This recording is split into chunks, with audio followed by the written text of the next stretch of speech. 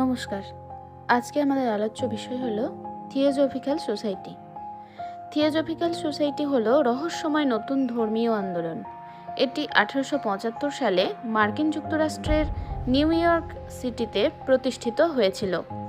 এর প্রতিষ্ঠাতাদের মধ্যে ছিলেন Helena Blavatsky, colonel Henry Steel Olcott, William Quan, বিচারক এবং অন্যান্য 16 জন সদস্য দ্বারা গঠিত হয়েছিল। উদ্দেশ্য: ভ্রাতৃত্বের প্রচারে ও মানবতার সেবা করার জন্য প্রচেষ্টা করা। দ্বিতীয়ত, প্রকৃতির অব্যক্ত নিয়ম এবং মানুষের মধ্যে লুকিয়ে থাকা ক্ষমতাগুলি অনুসন্ধান করা। ওলকট ছিলেন এর প্রথম রাষ্ট্রপতি এবং 1907 সালে তার মৃত্যুর আগে পর্যন্ত তিনি রাষ্ট্রপতি ছিলেন। কয়েক বছর পর ওলকট এবং ব্লাভাটস্কি ভারতে চলে আসেন এবং মাদ্রাজ ও আদিয়ারে আন্তর্জাতিক সদর দপ্তর স্থাপন করেন। তারা প্রাচ্যের ধর্ম অধ্যয়ন করতেও আগ্রহী ছিলেন। ধন্যবাদ।